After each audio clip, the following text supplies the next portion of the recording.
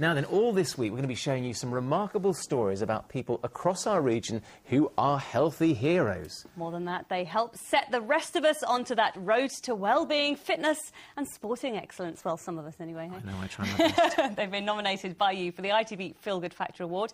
One of them will go forward to the National Pride of Britain Awards in London. Well, tonight we meet a granny from South Walsham in Norfolk who's proving that age is no barrier to keeping fighting fit. David Hughes reports now.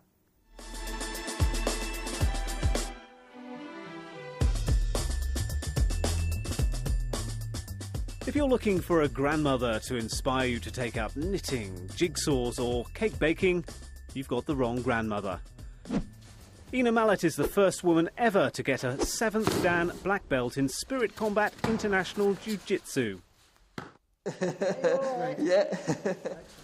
But more than that, she's the inspiration for youngsters at South Walsham in Norfolk. ENA teaches jiu-jitsu at her local village hall every week. Dozens of children can thank her for giving them a lifelong skill, and along with that, increased confidence and fitness. She's a good teacher and she can teach you a lot of things if you listen and watch. Given how old she is, she's really fit and healthy, which is quite good. We're really proud of her. It's not just at the jiu-jitsu club that ENA is a star. She's a familiar face all around the community. I'm a lollipop lady, I'm an Avon lady, I keep chickens, I have a dog and I cycle to school. And news of the way she gets youngsters up and about and involved has set an example around the world. I was in the newspapers, I was on the London Underground, the Metro. But it's not just the youngsters that admire ENA, she's got fans of all ages. She passes it on to generations of students. I've been doing this 9 years. She's got one student who's now in his 20s who started off as a little child. She's an inspiration. And far from retiring gracefully, ENA has no plans to stay out of the cold and take up knitting. If the weather is bad, I think, oh, I don't want to turn out. But when I get here, I thoroughly enjoy myself and glad I came. If she ever does decide to hang up her belt, there could be many a security firm who may want to have a chat.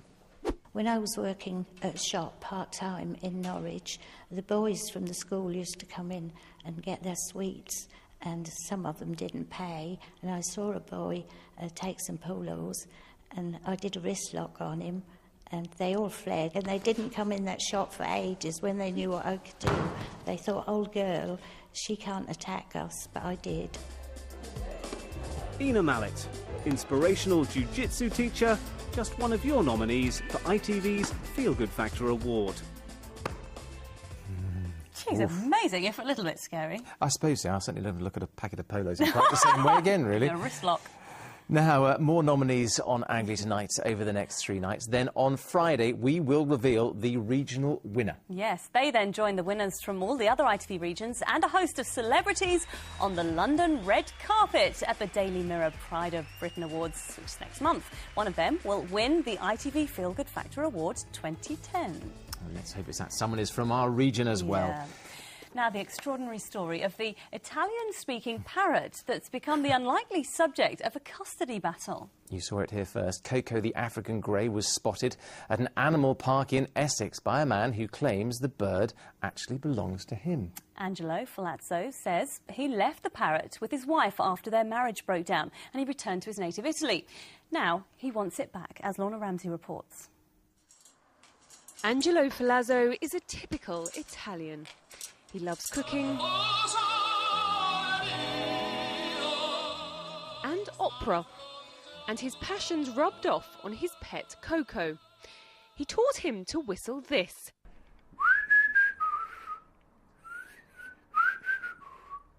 Made famous by the Wall's Ice Cream ads in the 1980s. And he's convinced that this bird at Pet's Corner in Harlow is his Coco.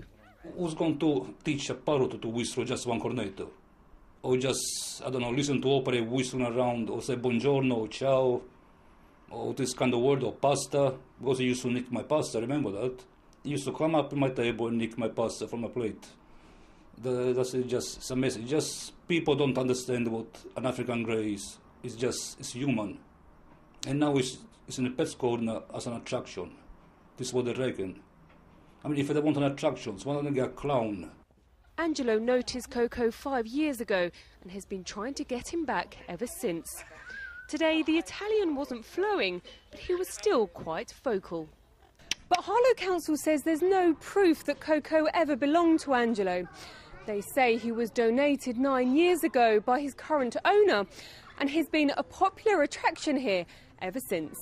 There's lots of school children that visit him on a regular basis. Lots of school trips do go to the petting zoo.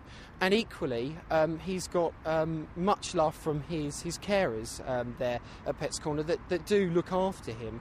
And of course, he's got his mates there, his fellow parrots that he shares aviary with. The African grey has one of the sharpest minds in the animal kingdom, thought to be on a par with dolphins and chimpanzees.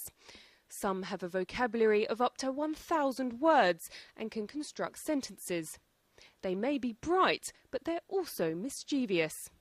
They love to learn swear words because of the reaction they get from their owners.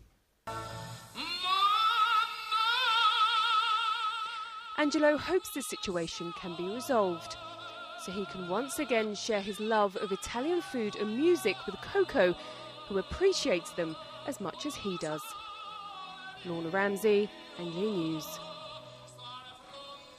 Better not take sides on this one. No, I was going to say, it must be tricky. really hard for both sides now. We may be coming to the end of our programme, but we're only halfway through your news hour. Here's what the national...